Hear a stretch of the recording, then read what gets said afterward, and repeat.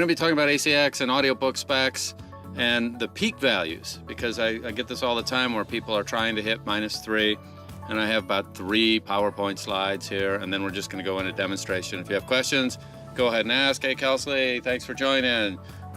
Julio, glad you're there. All right, good. And Barbara, yeah, good to see you there.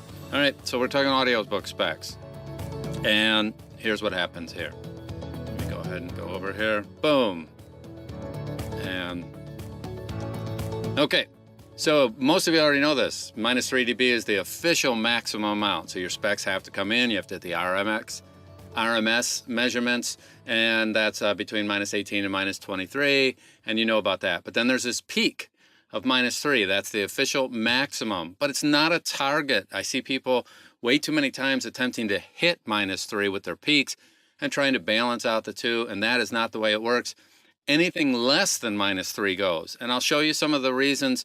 And then the way this whole conversation got started was this, that we have a situation where people are going ahead and they're encoding to MP3, and they make sure they do a second opinion, and they check their specs. They do ACX check, and they check, and they say, all right, I'm at -3, and then they encode to MP3, and then if they check later, it ends up being different.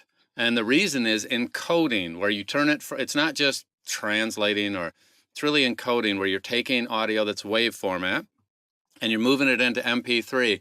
And during that process, you have this thing called masking, and we're going to talk about psychoacoustics, okay? But before we do any of that, I'm just going to tell you, though, there's a whole bunch of you there that could care less about the details. So here's the executive summary, and you can just shut this off right now. Set your limiters to -3.4 or so, and you'll always be good, okay?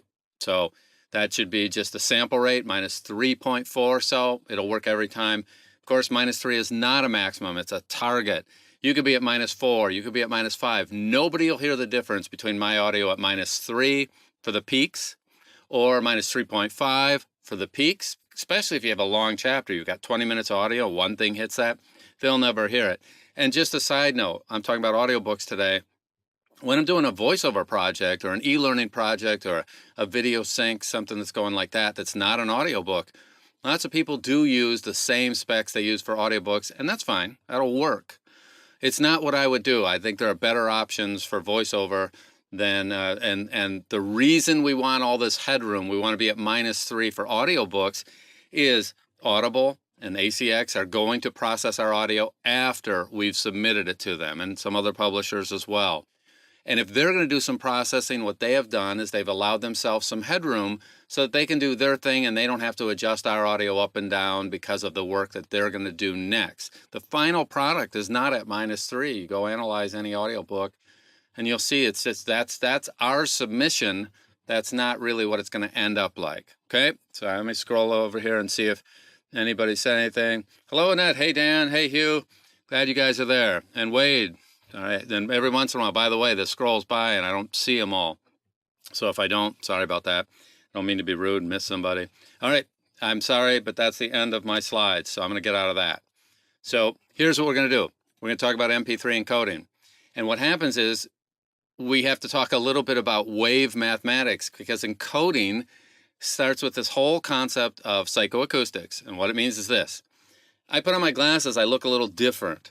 If I put a mask on, I would make a lot of people happy that they don't have to see me. But you would just see my eyes, or you would just see my mouth. And some parts are masked, so I don't need to have a nose if I have the right mask on. I don't need to have ears. I don't need to have any hair if I put a mask or a hat on. I put a hat on, and you don't really know, if you don't know me already, you saw me on the street, if I had a hat that covered all my hair, you don't know what's behind the mask.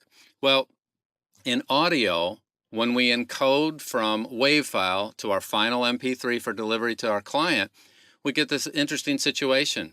MP3 is taking out stuff. And when we take out stuff, strangely enough, the signals can go higher, or the peaks can go higher. And it confuses people because you kind of think, hey, if I take something away, it shouldn't go up. But peaks are not the same as total volume. For example, the RMS level will never go up when we do this. And let me give you a couple examples. If you declick, you'll sometimes see the peaks go up.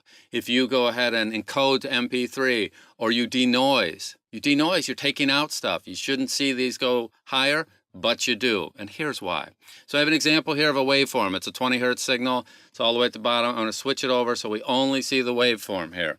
And then you're looking at this and, okay, where's it going? There's a little meter over here. If you're not familiar with RX, I'll assume most of you are. We're in the RX group. And so right there, I have that sitting right at -3. You can see this meter right here going right to -3, top and bottom, okay? So here's something really interesting. Let's say that's the simplest thing we can have. That's me throwing one little pebble into the pond and I get some waves. And this is how audio works. This would be a nice low signal. Matter of fact, most people aren't going to hear this. This is at 20 hertz. Okay, but it's a nice big one to look at this.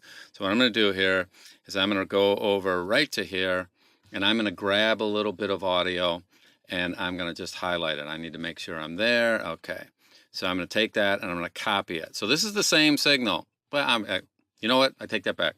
I'm going to do this different. This is why we're live. Watch this. I'm going to take the same signal, and I'm just going to copy a little bit of it. Okay, I'm going to copy that much. I'll do it with a keyboard shortcut so you can see what I'm doing. I just copied it. Now what I'm going to do is I'm going to go and I'm going to paste it right here. Now most of you can guess what's going to happen. I'm going to add these two together. I'm going to do a special thing, edit, paste special, and I'm going to mix them. Combine two signals together and watch what happens to my audio. I almost zero it out. And frankly, if I had gotten the exact correct point, it would zero that audio right out because I had put a negative with a positive. And so now my audio is at nothing. If I undo that, so this is what happens when you encode to MP3. I'm going to take something out now. I'm going to take out my second paste and watch what happens when I undo that. It goes back up. And this is exactly what happens to people when they start out with their audio. They encode to MP3, and that masking effect says this. When MP3 is doing its job, it's using this concept of psychoacoustics, and they have figured out over a couple decades that some sounds that are quieter we don't hear, like a mask. You don't see every section of a person if they have a mask on.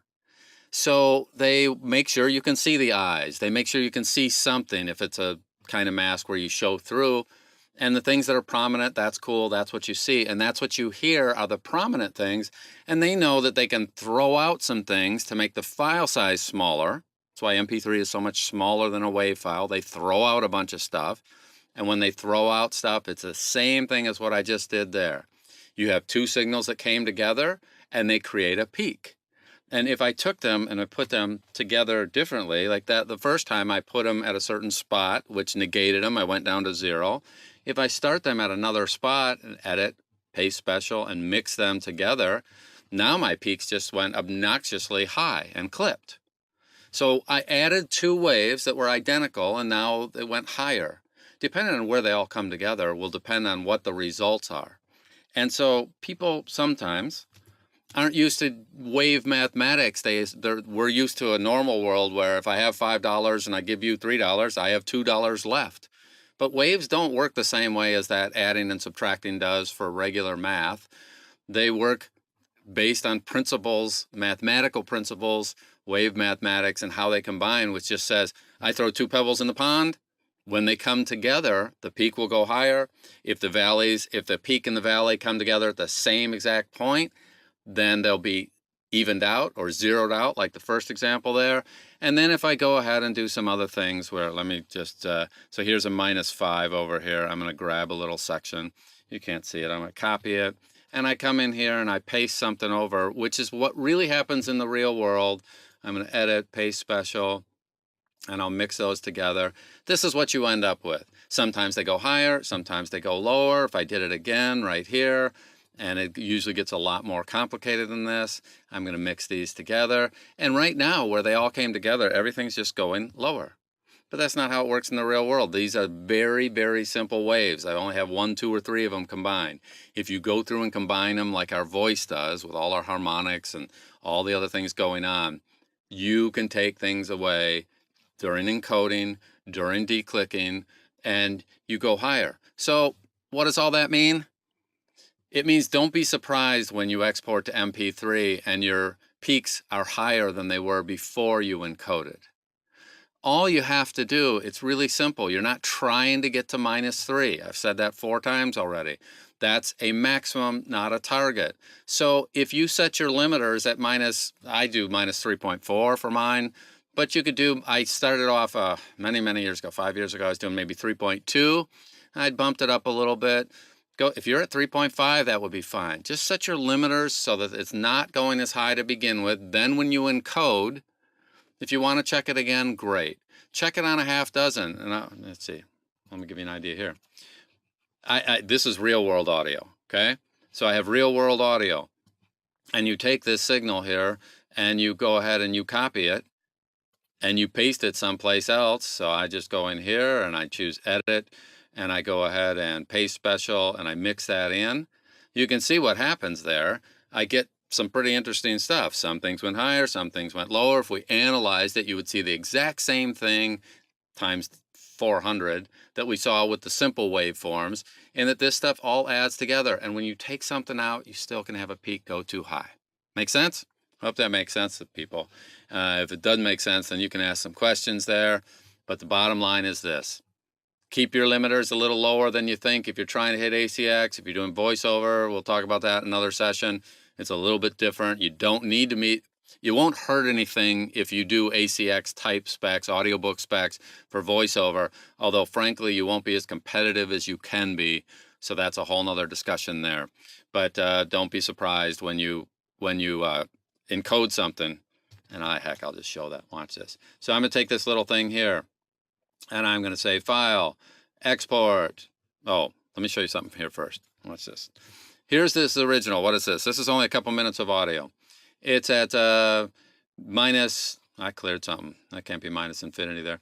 I cleared something, but here's it. We're at minus 19.32 and our peaks are at minus 482. You can read, so I shouldn't need to read those. And then what I'm going to do is this, export. And I'll export to MP3, constant bit rate, 192. I'm going to reopen that. And boom, it's going to go ahead and I'm just going to say demo. I guess I can just leave that because it's going to reopen that. I have that reopen. So there's our file. Now, if you look at the numbers here, this was the original. Let me move those side by side. So you see these numbers here? Remember this, 19.59. The total RMS over here is 19.32, which is louder. Well, most of you, this is stupid negative numbers. This one's louder, this one's quieter. And then look at our peaks. Let me go back to this. Our peaks are at minus 4.82. Our peaks on the MP3 in this case are at minus 5. So this one went the other way. This got quieter, okay? And that'll happen. That's the thing that's maddening about it is people see it once and that we generalize that's the way it always does. If I go ahead and go through, I just pick this one at random, I pick something else and you'll see it go the other way. I've seen it go as high as about 1.25 dB higher in the peaks after encoding to MP3 because it just depends on what's there in the audio already, what frequency ranges are there. Do you have a lot of low-end stuff? That when you take that stuff out because it was so far in the background, changes all sorts of numbers there. So low-end stuff has a tendency to make bigger changes, but the point is always the same. They are different. Don't let it surprise you. This is just one thing. If I go through and I found some other short ones, what do I have here? This one's short, and I'll pull this guy in. So this is something, it's 4 seconds. Let's go ahead and see what happens on this one just to see if we can get something that's close. We go to MP3 on this one. Our numbers right now are 1741, 566. I'm going to go through and save that guy as, I'll add the word trash here because I like to do that. That means I can throw it away later. Save it. And look at our numbers there. Let's see what that one did. So this one was at 566 for the peaks. This one's at 591. I mean, even in 4 seconds, 3 seconds worth of audio there, you can see that the RMS is at 17. We encode, and we're at 1772. This got quieter, but the peaks changed. This one got, this one's louder, and the peaks changed. And if you test a whole bunch of these, you'll see the patterns emerge. And these long chapters in audiobooks, those I mean, the longer the audio is, the more likely you are to see changes, and the more likely you are to see things go higher. The shorter it is, the less likely it is, but it's still different. And you don't need to really measure this stuff if your limiters were small. If you you could submit this to ACX in terms of the RMS is too loud. Okay, for this one. This other one, what was the other one? I don't remember. Now, and that you could submit this to ACX and you'd be fine because your total peaks are in the 5s. Would anybody hear it, the difference? No, they would not hear that this is at -5 versus somebody that's at -3. What they really are going to hear mostly is what's happening with the RMS. So let me check what's going on here. What do you mean by saying giving yourself headroom by setting peaks to -3.5? Okay, John. So when I'm exporting from Studio One, I'm going to make sure my limiter, the limiter on my raw audio, is going to be set down to -3.4. When I first started, I mentioned I used to tell people, and I would set the stuff up when I was setting it at -3.2. Over time, I changed it to -3.4 just because it's better. Will 3.2 work? Yeah. And the dirty secret is ACX actually allows some wiggle room there. Okay? ACX will allow you to have some wiggle room, and they will not give you a hard time if it goes. I mean, I think they just know. People measure it in waveform. They measure it with ACX check. They measure it with second opinion. Those are against the WAV files, and they're not double checking it against the MP3 files, but you could drag it in and see it if you ever want to. Just make sure that your files at WAV format, before you go out and encode them, have peaks that are no more than about 3.4, 3.3. You'll be fine. Encode it to MP3. Don't worry about it. You can check a few of them if you want, but you'll see. And if you get one at 2.9 something, don't stress over it. They'll take that. Thousands of files have gone in that way, and they just don't. They're not hyper close. They're not. That's one stat that they just don't get hyper close about. But on the other hand, you give yourself enough headroom, meaning your limiters are saying, I don't want to peak above 3.4. By the time you've encoded, you don't have to worry about it, think about it. It totally works. So, John, I hope that re-explained it or explained it better. And if not, then you be sure to ask another question, okay? So I hope this helps some people. The big takeaway, don't stress over hitting -3. You're not trying to hit it. It's not a target. I could submit this at -5 and nobody would know that it wasn't a little bit higher. It's okay. No stress. Fair enough. And then RMS itself, you want a good compressor. And also, I should note, I'm not a fan of normalization. Normally, I don't do that, and normally, I don't recommend normalization, okay? It's a weak practice. It comes from the days before we had good limiters. If you've got a good piece of software today, you do not need it. You have a decent compressor, and you have some gain that you can add. You just don't need to normalize, and normalization makes your punch-ins harder to get right, especially on a long chapter. But that's a whole other subject that I'll deal with another day. So I hope this helps. Anybody has questions, be sure to ask in the group. If I was unclear about something, I'll do another session another day explaining something if it was unclear, but let me know. Of course, I help people set up their RX specs and their batch processes so that you can do 98% of it automated, and then you can do a final listen through and check little things in Studio One. And anyway, hope you guys have a fantastic weekend. And of course, as always, I look forward to seeing you on the wires. You have a great one. Bye-bye.